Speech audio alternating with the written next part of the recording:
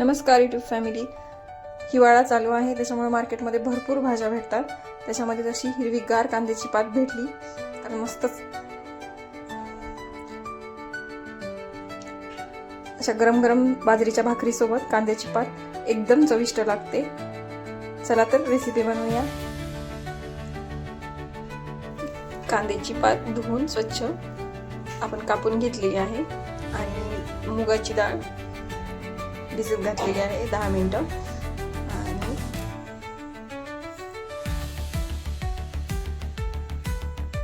कढईमध्ये तेल गरम केलेलं आहे. त्याच्यामध्ये आपण चवीनुसार अर्धा चमचा जिरे, मोहरी, लसूण, कुटलेला लसूण,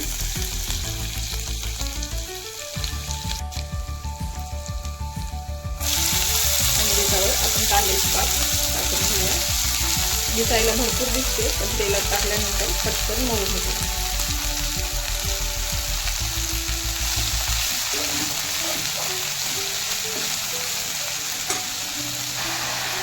व्यवस्थित मिक्स करून घ्यायचं आहे आणि तेलामध्ये थोडीशी 2 मिनिट परतून घ्यायचं आहे पात.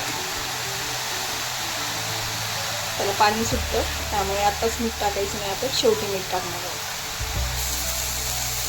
कांद्याची पात भाजल्यानंतर आपण त्याच्यामध्ये चवीनुसार लाल तिखट घालणार आहोत. 1 चमचा लाल तिखट, हळद आणि चवीनुसार मीठ घालून परतायचं.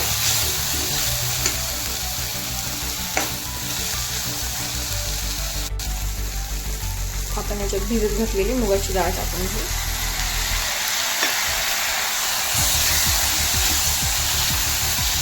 सर्व मिक्स करून मग आपण याच्यात मीठ टाकूया.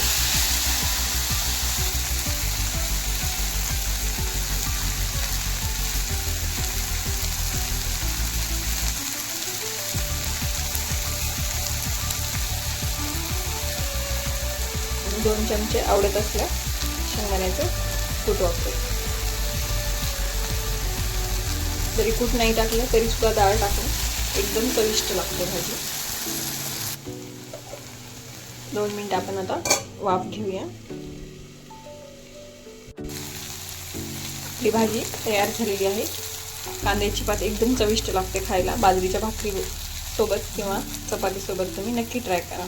रेसिपी आवडल्यास नंदिनीज किचन फूडला लाईक अँड सबस्क्राईब करायला विसरू नका. धन्यवाद.